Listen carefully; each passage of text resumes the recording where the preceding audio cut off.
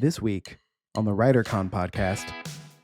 Well, it's not original with me, but for many years when I was at the Herald Tribune, I sat next to Red Smith, the most read columnist, I guess, at this time.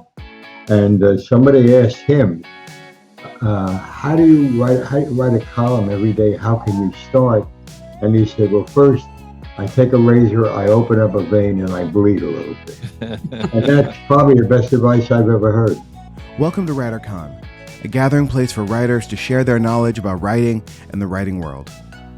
Your hosts are William Bernhardt, best-selling novelist and author of the Red Sneaker books on writing, and Lara Bernhardt, award-winning author of the Wantland Files book series. Hey writers, I'm joined as usual by Lara and our fabulous sound engineer, Jesse Ulrich.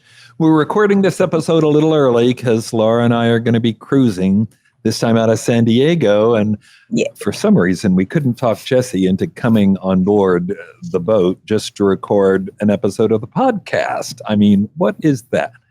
If there had been Star Trek actors on board, I bet you would have come. 100%. 100%. Would it require Patrick Stewart, or would Neelix be enough to? Neelix, that's a tough one. I would need more than just Neelix. The actor's name I can't remember right now. He's a very nice guy, very nice man. But it has to be Neelix and one other side character. At least one more. Question in. I just want to be clear. I was not insulting Neelix. In fact, he's my son Ralph's favorite. But it's the only reason that name came to mind. Okay, but I know you've done that Star Trek cruise many times, or at least a couple. Why can't we have a cruise? I mean, we do the WriterCon cruise, of course. And by the way, that's coming up in April. Writers, aspiring writers. I'm so excited. Learn all about the cruise on the website. That's writercon.com. But that's for writers, and people are thinking about writing and whatnot. Why can't we have a Star Trek where the writers are the draw, that everybody wants to come on board and meet their favorite authors and get autographs? And, maybe if you're lucky, Jesse, you could end up in the hot tub with James Patterson. No. I'd jump out of that hot tub.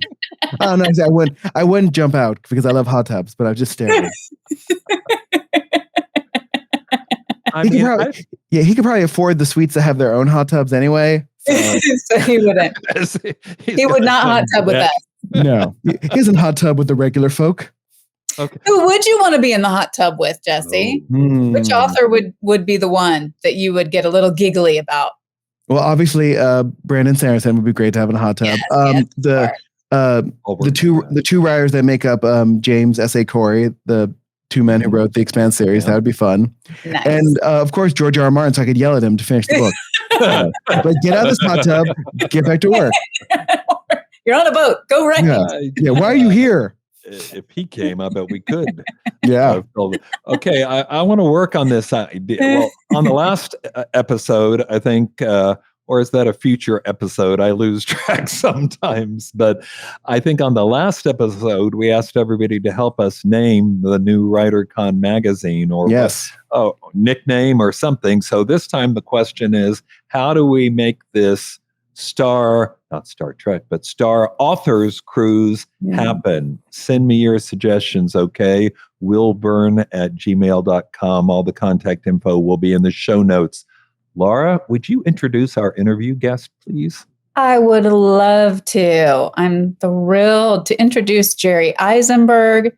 He has a career spanning over 70 years. And we can't even put a cap on that because he is still going strong. He's still writing. He's columnist emeritus at the New Jersey Star Ledger. He's a 5-time winner of the New Jersey Sportswriter of the Year Award and a winner of the coveted Red Smith Award, which is the highest honor given by the Associated Press sports editors.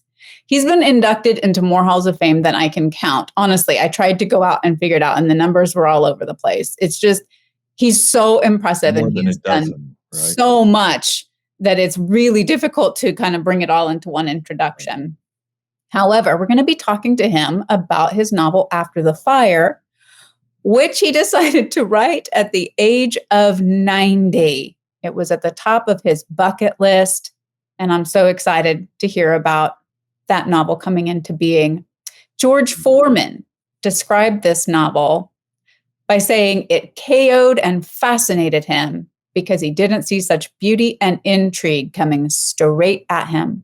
Hold on to your seat and read after the fire. Nice. Well, can't wait to talk to him. But first, the news. Jesse, take us away.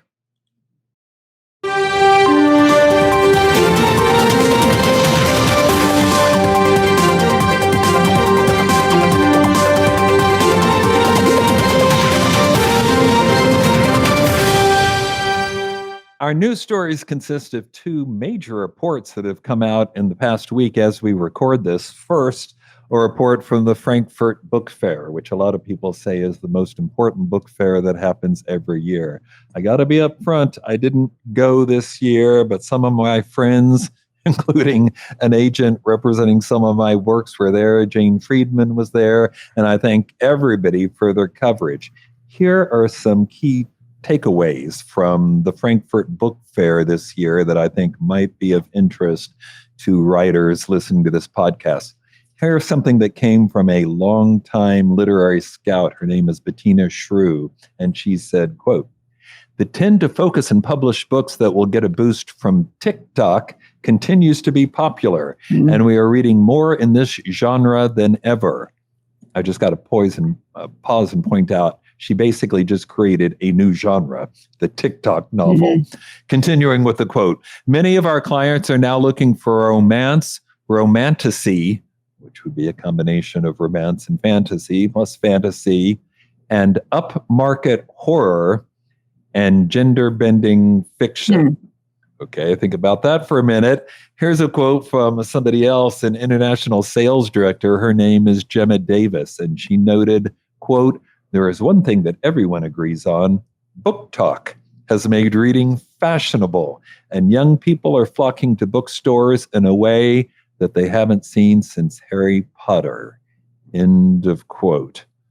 Overall, 2023 is looking like it's a disappointing one for sales, particularly in children's books. Middle grade paperbacks are really declining, but BookTok books, whatever exactly that is, that's doing well, and there's going to be more of it in the future. Lara, any surprises? Yes, because I'm confused that we're seeing an upswing in younger people reading, and yet the middle grade paperbacks are, yes, it's good, but then the middle grade paperbacks in particular are suffering a decline. Right. And is that because people are reading on devices now?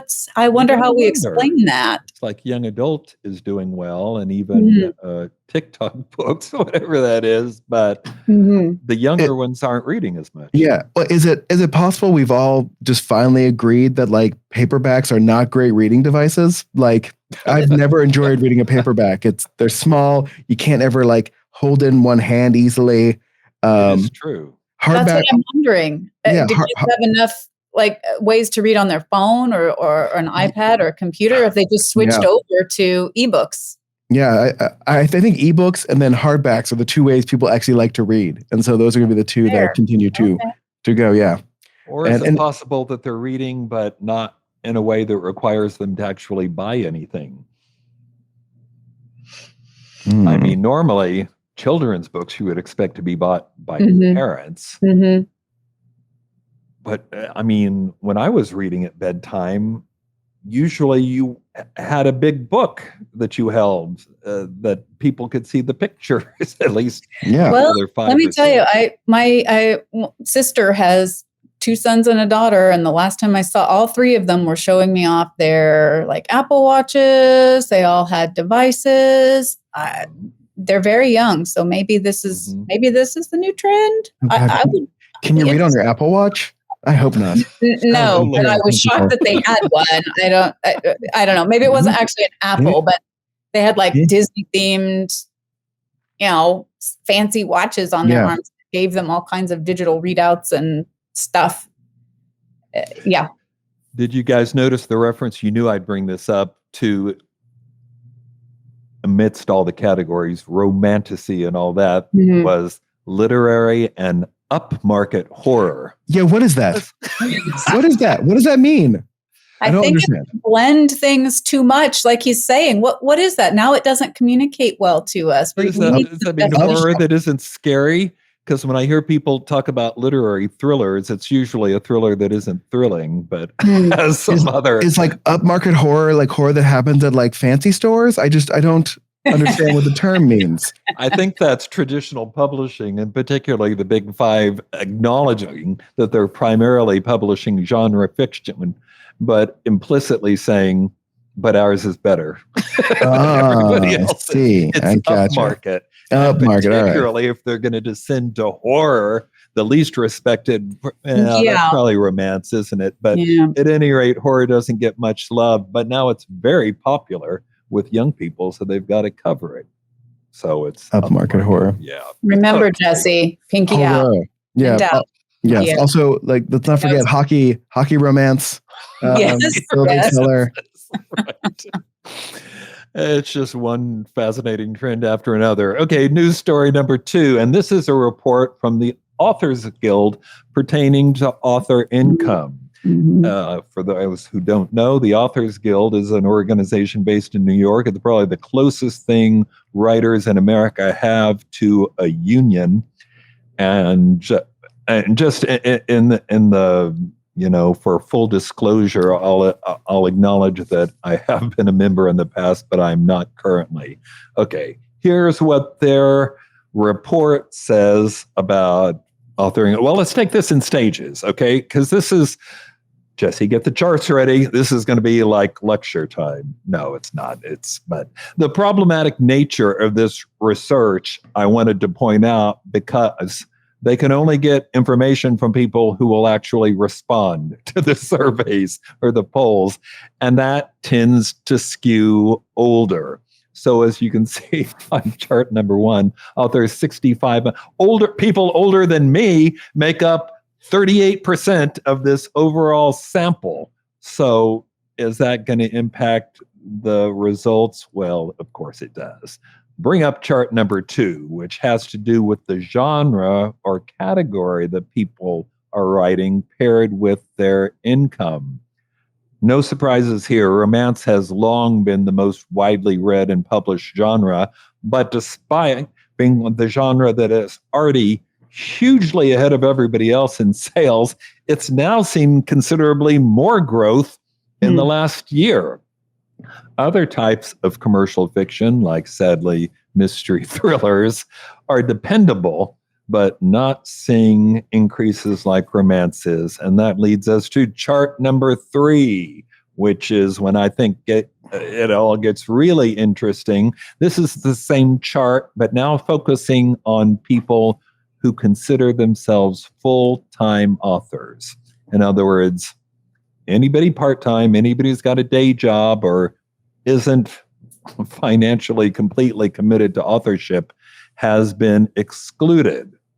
So what difference do you see now? Well, romance authors come out on top, way out on top. They earn more from book. Why aren't I writing romance? Because I was just wondering the same thing. At least you didn't say because you're not romantic, Bill. No. Worse. No, I was thinking, why am I not writing it? I was thinking the same thing. Not why aren't you writing it, but why aren't I writing it? Anyway, so they earn more from book sales alone than from any other type of income. Now, just to clarify, because we said these people are full-time authors, other types of income they might still get would be honoraria from speaking engagements or from being a book coach or selling something on their website. But no, here we're looking at just the income they make from book sales. And it's pretty impressive. Romance is not only the dominant genre, it is becoming even more so. But overall, here's one of the most important income-related things that I saw here. You can see that when, pairing traditionally published versus self-published author, and you can see when the self-pub authors start out, they tend to not make very much money, which is exactly what you would expect. They make little compared to those few who get traditional deals, maybe even advances, well, that makes sense, bearing in mind that only a handful of people are going to get those traditional book deals. But these statistics indicate that if that self-pubbed author just keeps going long enough to become well established, and generally speaking, it looks like the 5-year mark is the critic on average. I mean, don't expect it all happen 5 years and one day later, but on average, it appears to take about 5 years to make your mark. And at that point, if they last that long, the self-pubbed authors are more likely to out-earn their traditional publishing counterparts. I said that so convoluted, in such a convoluted way. Let me straighten it out a little bit more. Self-published authors might start earning less, but if they give it 5 years of hard work, they may well be out-earning traditionally published authors who said it at the same time, who started at the same time, which makes me wonder, okay, if we've only had self-published authors for about a decade, a little more, and if 5 years is enough to make a difference, what is the publishing world going to look like in another 5 years? Will self-pubbed authors continue to get smarter and savvier? Or, as they have done in the past, will traditionally published authors start copying what the self-pubbed world is doing? You know, will they figure it out or fall further behind? I don't know. What do you think, Lara? I saw a chart this past week as well that actually broke it down not over time frame, but how many books self-published authors had compared to how much income they were bringing in. Yeah. It was very eye-opening. It was pretty consistent. Where I fall on the chart, I also fell into that income range. It was a little, I'm not going to lie, a little discouraging because it was showing that, okay, not just the 5-year mark, but that you would need somewhere between 25, 30, 50 books to be able to earn the kind of money that you could truly live off of. If I put that into years, and let's be honest, Bill, you've got 62 books that you've published in how many years?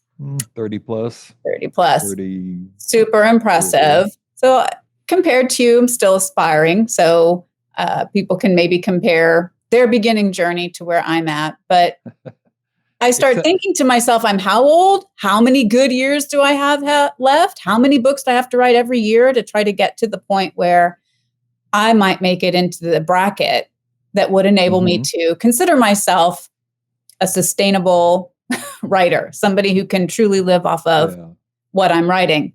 Fortunately, I have a partner who's incredibly understanding and tells me, just write the books you want to write. Let me worry about the money. Not everybody's in that situation. You're talking about the cat, right? Bustifer?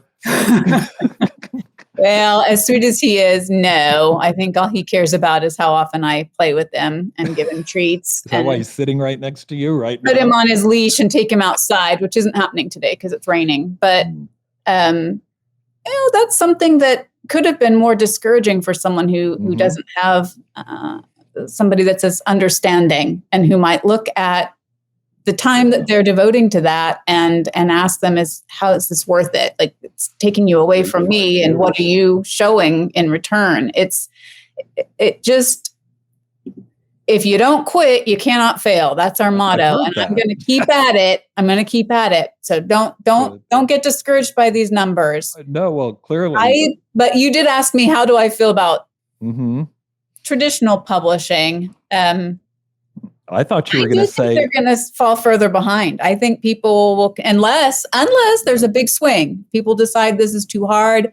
I need to get somebody with a little more leverage behind me. But what we miss out on is that we're still going to be required to do all the marketing and the publishing. Getting a bigger publisher doesn't equal huge sales numbers. And I'm actually finding it a little encouraging what you're showing here. Just we stick with it, we keep going, and eventually just should keep making little baby step progress. I wish it wasn't baby steps, but. Yeah. And the other clear takeaway, I think, here is if current trends continue, by the year 2040, 9 writers out of 10 will be romance writers. But apparently a lot of be romance. much better. No, okay, here's the real kicker that I was going to end with. Yes, romance authors appear overall, doesn't apply to everyone, of course, but on average appear to be doing really well. But what also becomes clear in all these charts and statistics, romance authors are doing well because they outwork, they outspend, and they out-hustle most other authors. And that money that they put into it comes back to them. It's an investment that bears, in time. According to these statistics, romance authors spent an average of 2 full days a week on marketing and promotion. Wow. Now think about that. I mean, most people, self-included, write first, and then when there's time at the end of the day, you might do a little bit of that. But these people are giving 2 out of 7, let's guess, that they work 7 days a week, given how productive they are, giving 2 of those solely over to marketing and promotion of their work. That's way more. In fact, statistically, according to the Authors Guild, that's 45% more time spent on marketing and promotion than those miserable mystery thriller authors who were also surveyed. And I just mentioned this because, Laura, we go to conference and people are always looking for the magic bullet. It used to be, what word processing program do you use, or what laptop do you use, or what's your day look like? We always ask people, and you think, everybody is looking for the magic bullet that will turn them into a productive and successful writer. But it looks like the magic bullet is just commitment and hustle, doing the work and doing it consistently. I would agree with that, because I think by the time you're trying the latest and the greatest thing that's getting attention, people are going to have moved on to the next. It's just like trying to write to genre. If you're trying to catch something that's happening right now, you're going to be behind the curve no matter what. Same thing with marketing. People want to hop in and try what's working right now, but if it's already beyond that crest, you're going to fall behind. I think you have to do what's best for you. Maybe you can find the new creative thing that helps pop your book. That would be useful. All right, much to think about in these 2 reports. Jesse, cue up the music. Let's talk to Jerry Izenberg.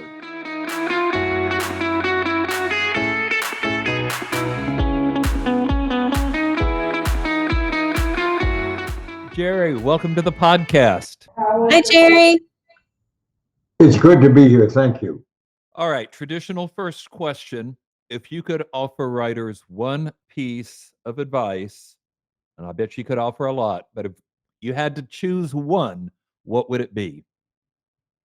Well, it's not original with me, but for many years when I was at the Herald Tribune, I sat next to Red Smith, the most read columnist, I guess, of his time. And somebody asked him, how do you write a column every day? How can you start? And he said, well, first, I take a razor, I open up a vein, and I bleed a little bit. And that's probably the best advice I've ever heard. I got scabs all over me from it. No doubt. Yeah. Hey, you just celebrated a birthday, right? Last I didn't month? celebrate it, but I had one. Okay. I'm 93, and what can I say about that? I don't know. I have well, tell us the secret. I'll give you some info. We just last weekend celebrated my mom's 95th birthday. Oh, wow. And so I want to know, what are the secrets so I can start doing it? What are your secrets? Well, there's 2 secrets. One secret is my ability to write. And that happens because I have an oversupply of venom, which is the greatest stimulant in the world. And the other secret is be a moving target. I had 72 years with my newspaper. Well, not really. Some of it at the Herald Tribune, and some of it making democracy safe for you too in Korea. But basically, some over 60 years with the same paper. And I discovered that the best, I used to go into my office all the time, and I wore a trench coat and a hat, and they'd say, "Who is he?" And by the time I'd be out of the building, and they never caught up with me. So, Jerry, I assume that paper you mentioned is the Star Ledger. So Yes. was that your first writing job? How'd you get started? Oh, that was simple. When I first joined them, they were the poster boy for illiteracy, because we had two newspapers in the city, and this was number two, probably out of two newspapers, it was probably number 34. And I was in college, and what I did was I made an arrangement.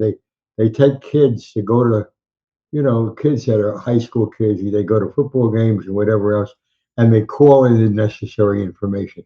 That's the first thing I did. So it really wasn't full employment, because I was too busy trying not to go to class, but still get my college diploma. And I worked that out very well. I had, with a base of 100%, and I'm not good in math because I went to school in Newark, but nevertheless, on a base of 100%, I put out the school's newspaper for 45%. And then there was a bar around the corner called The Place. And I spent about 45% of my college time there, but it left me free at 10% to go to class on the days that I chose to. Well, I think it's incredibly impressive that you worked over 60 years at the same newspaper. I'm agog about that. But that's not all you were doing. You've also written a number of books about sports. There are nonfiction books, including Once There Were Giants, which was incredibly successful for you. We have to ask, what made you decide at the age of 89 that you wanted to switch it up and write a novel? Oh, that was simple. Somebody told me I couldn't. It was my agent, and he said, "I'm not going to handle it." He said, "Jerry, you have an international reputation as a sports writer." He's right about that. I'm in 18 halls of fame, and 4 of them are not in this country. I think that's because they're ashamed to tell people I'm in it. But nevertheless, I just decided I could do anything. So I had already written an autobiography, which I wrote too soon. I already had written a play, a one-act play. Nice. I already had written 19 billion different newspaper columns. And what was left to me, I had a number of historical things. But the thing was, I had never written a novel. I have never written a collection of poetry, although there's some very sensual stuff I gave my wife on her anniversary. And I'm working on a collection of short stories, and a novel is not in my repertoire. I was fortunate enough to find a great publisher, an understanding editor, which meant she kept her mouth shut when I wasn't going to give in. And it worked out beautifully. I mean, I'm going to tell you something. I'm working on my 16th book now, which is Larry Doby, the first black to play in the American League. He was the second black to play in organized baseball. He was my friend for 45 years. And nobody really knows what he went through, because it was all Jackie. Jackie played in New York, and that's the reason it worked out well.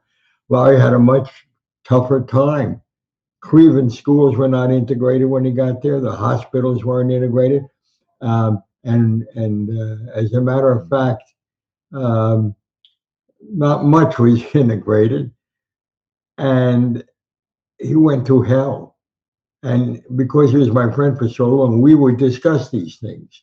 Yeah. And the genesis of that book, I could tell you later on, but we want to get to the novel. And what I was going to say is, of the 15 books I've already done, I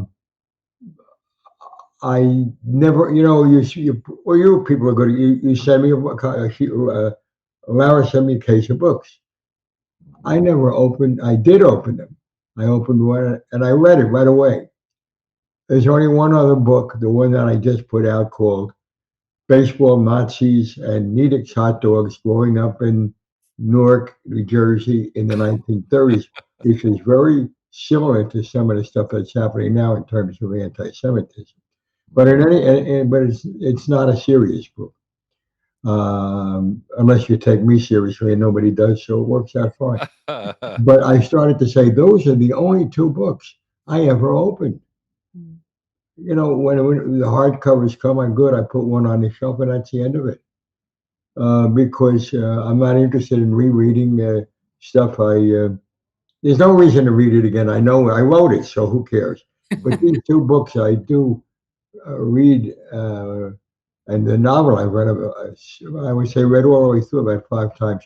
Probably looking to catch Lara in an error, but I never did. and she also. Oh, I'll give you an idea about how easy it is for me to edit. I mean, for somebody to edit me, and my sympathy goes out to Laura, particularly in this case. I called him up in a semi-panic, and I said, "Laura, there's a guy in this book called Uncle Louie. You got to get him out." She means, no, not get rid of him. Change his name. Make him Uncle Pietro. But can't be Uncle Louis because he's a living legacy of the mafia, and with the kind of friends he has, they'll say you should sue him. You know, after the guy cooperated with me, so we had to take him out. So Lara said to me, "I'm sitting here amazed and impressed that you actually know a member of the mafia." And my helpful reply was, "Lara, I know a lot of members of the mafia, and when you get the phone call, take the fifth." Well, you are bringing up the fact that you are doing such an excellent job of capturing and saving these moments in time.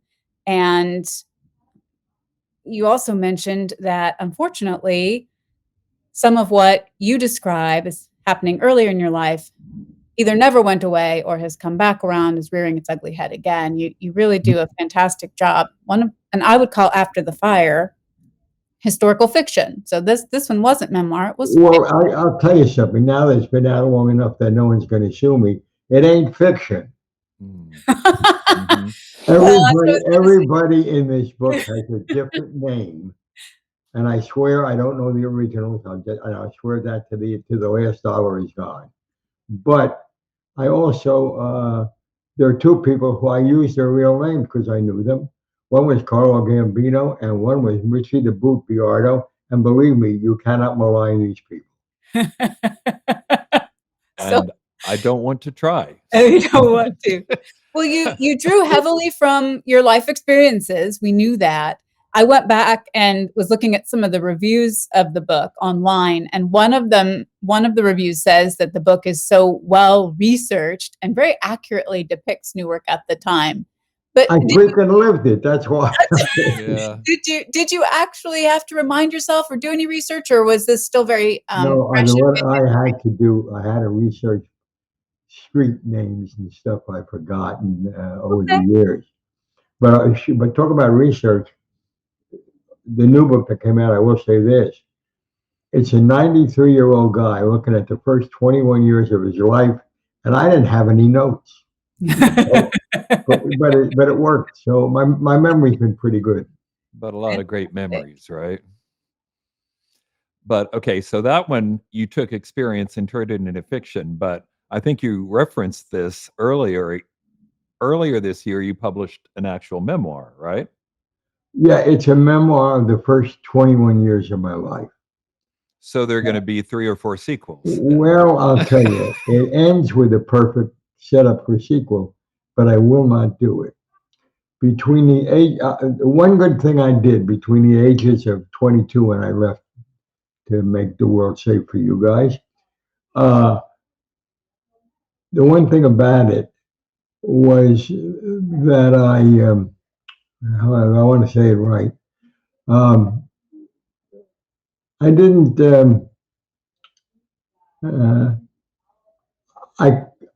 I didn't want, well, I'll answer your question because I was trying to find a way to say it without saying it. I didn't want to talk about the next 20 years of my life because I've had 3 marriages. One is pending in the book. If there's any anxiety, I'll tell you, I did marry her after, after I got to be 22, where the book ends. And they were pretty much disastrous, except it gave me the joy of being a single parent to 2 great kids. So that's all I got out of it, really. But after that, I was not a very desirable person. I spent too much time in the middle of neon sunshine, if you can interpret that. I was not a reliable person. My job I always did, and my kids I always cared for. But the point is, I don't want my kids, who are pretty smart, to figure, and they're smart enough to know if it's got my name on it, that it's me. And those 20 years, I just as soon lose. I met a woman when I was 49 years old, and we have been married for 45 years. Wonderful. Well, what a miracle, not wonderful. I mean, I can't imagine anybody in the world would put up with me for 45 years. Well, let's talk But about that. that's how you do it, though, isn't it? That's how you write the second book, and it ends with your character arc. You marry, you've grown up, you've moved on, something like that. Well, I'd like to, but I tell you, I did some things I'm really not proud of. Okay. So we're at that. Those years go by. But you brought some of the important threads from your life into the book After the Fire. Oh, yeah. Which you're talking about a relationship between a Jewish boy and an African-American woman in Newark in 1968, following the riots that happened in 1967. Yes, 67, yes.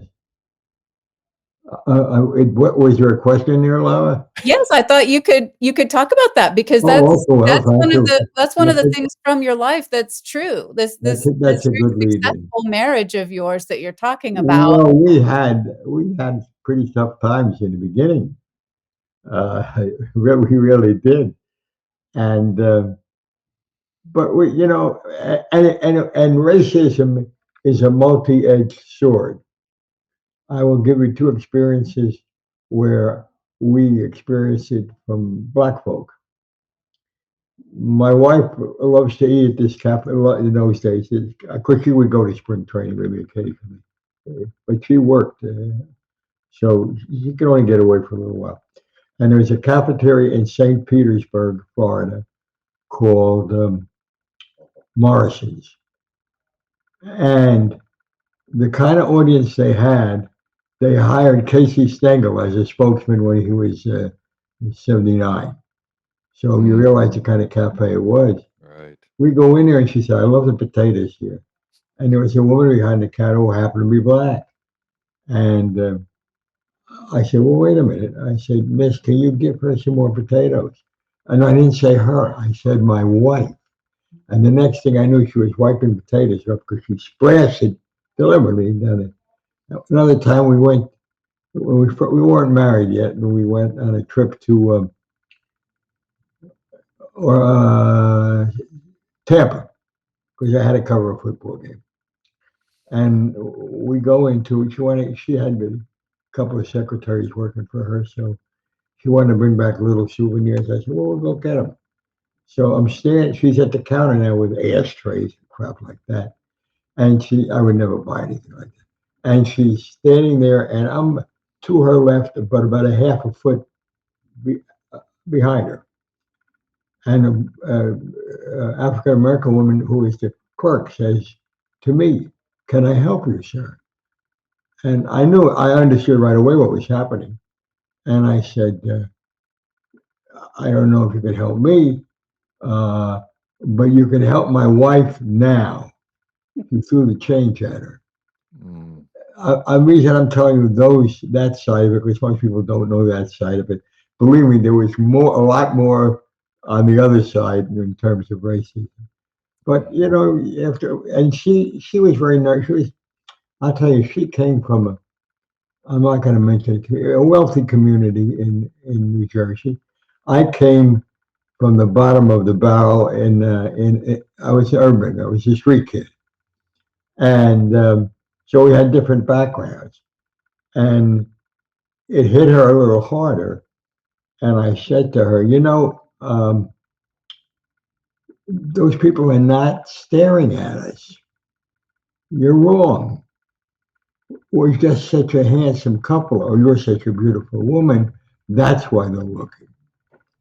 And she bought it.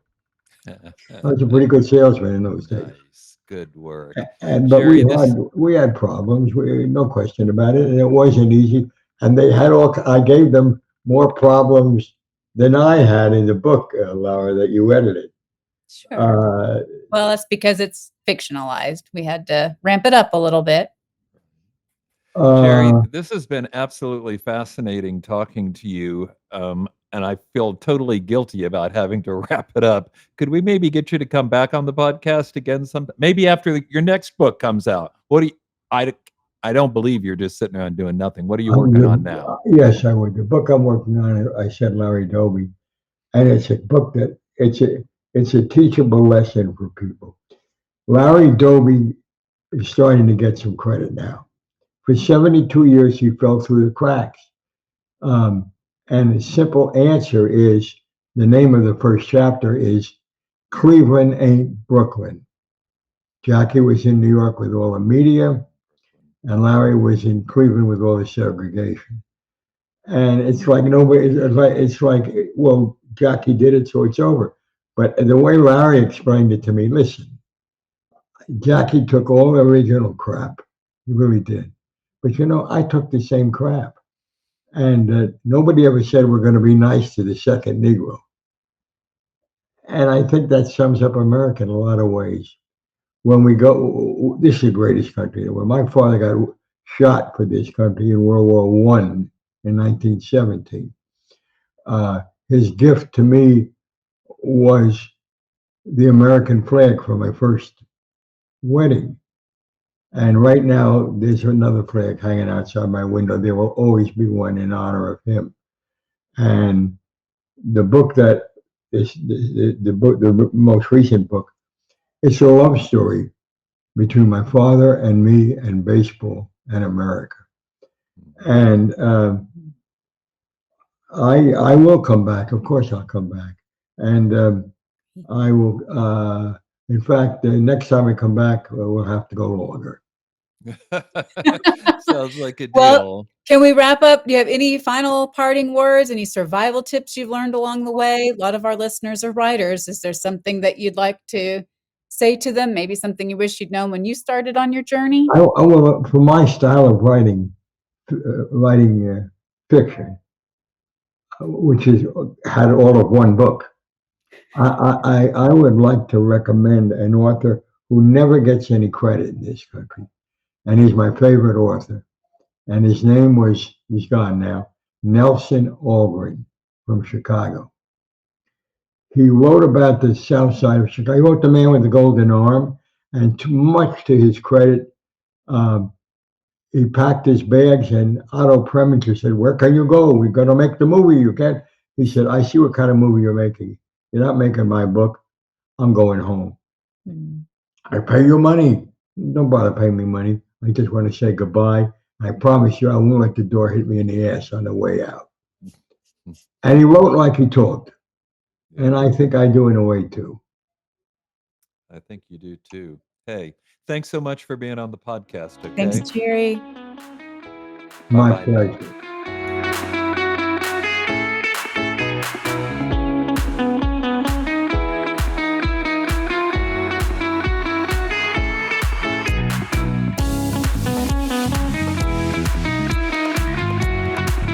Just a few parting words. Let me remind you that my new novel, Partners in Crime, the big team up between Daniel Pike and Ben Kincaid, has been released and is on sale now. If you haven't joined the WriterCon Facebook group yet, hey, do it. It costs nothing. Go search for WriterCon and join the group. That way you could more frequently hear all the news going on in the writer world, and maybe even make contact with other people who are similar to you and what you're attempting to do right now. Make some friends, get some beta readers. Who knows? You need to be there. And also, of course, subscribe to the WriterCon magazine or the completely free WriterCon newsletter. You can even get both of those. Just go to Substack and search for WriterCon, or send me an email, willbern@gmail.com, and all the contact info will be in the show notes, so you don't have to remember it. Just remember this. Until next time, writers, keep writing, and remember, you cannot fail if you refuse to quit. See you next time.